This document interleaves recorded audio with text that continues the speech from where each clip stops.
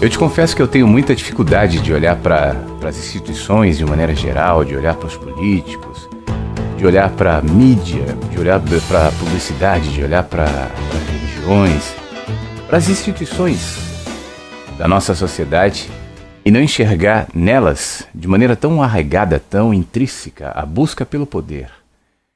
Se você prestar atenção nas pessoas à sua volta, no colega de trabalho, no chefe do departamento, no marido sobre a esposa, nos pais sobre os filhos muitas vezes, a busca pelo poder em graus diferentes está muito presente na vida da maioria das pessoas.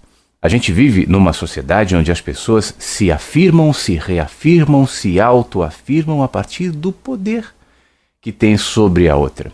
Poder de persuasão, poder de manipulação, poder de sedução, poder de aquisição, poder intelectual, poder religioso. De alguma maneira, o poder está muito presente nas relações, nos diálogos, nas aproximações, nos distanciamentos, nas soluções e nos problemas que por conta disso são criados.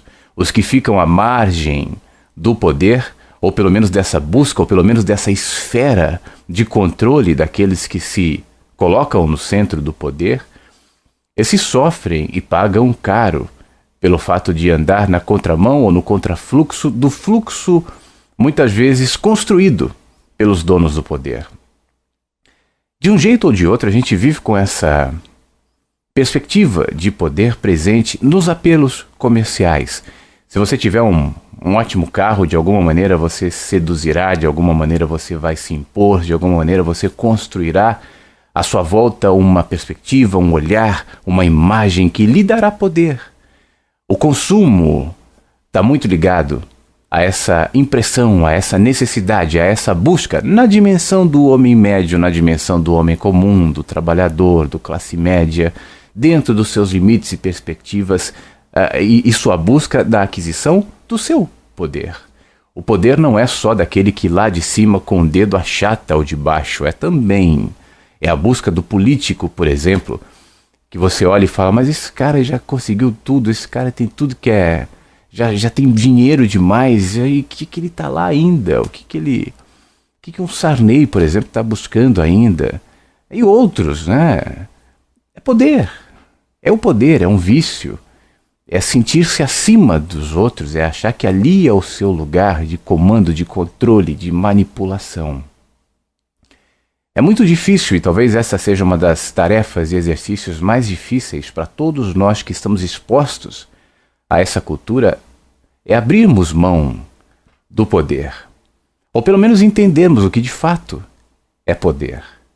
Quando você vincula poder a uma ocupação, a um cargo, quando você vincula poder a uma aquisição, a um bem, a um movimento de consumo, a um movimento de manipulação, na verdade você está se tornando escravo.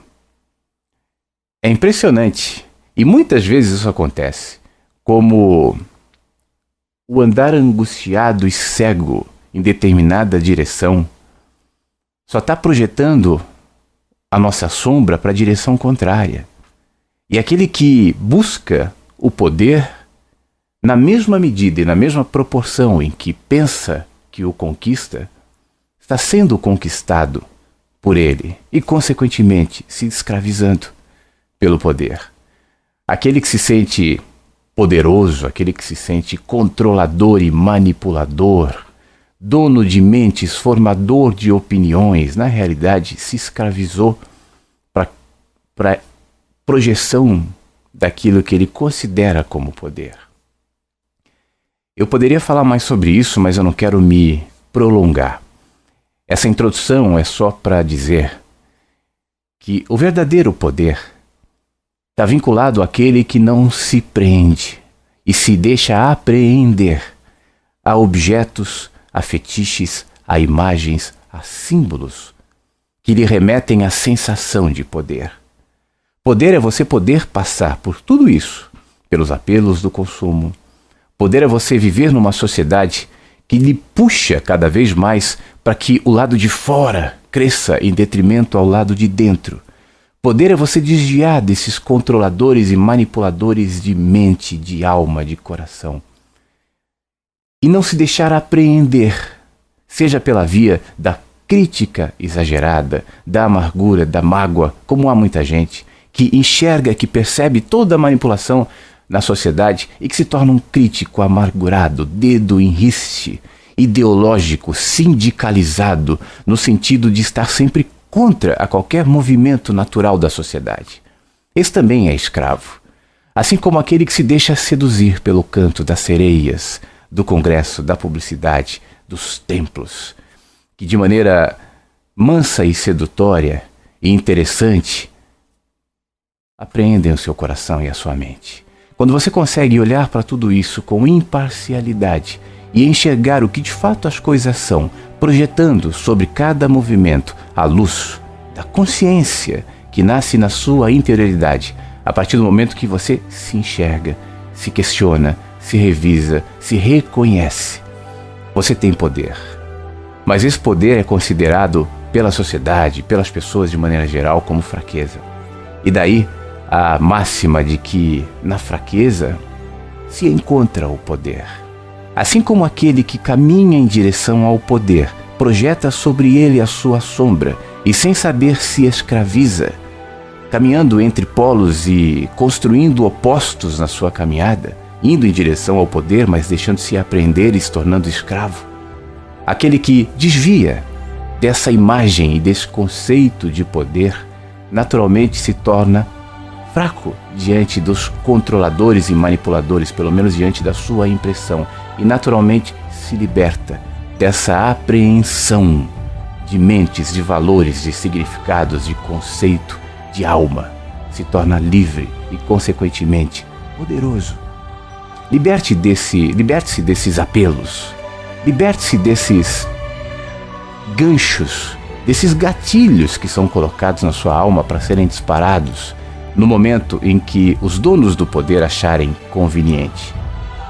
Não esteja preso a valores que estão abaixo da possibilidade de transcender-se, de iluminar-se, de enxergar a vida como ela é e projetar nela a consciência. Que essa seja a sua prioridade, a sua busca. Não estar sobre os outros, não se reafirmar ou se autoafirmar a partir daquilo que você aparenta, do que você compra, do que você tem, do que você veste, do que você fala, da sua superioridade intelectual, da sua superioridade financeira, do que quer que seja. Esteja acima disso. Estando acima disso, aparentemente, para alguns você estará andando abaixo, porque você não se apreende. E aí você encontrará o verdadeiro poder.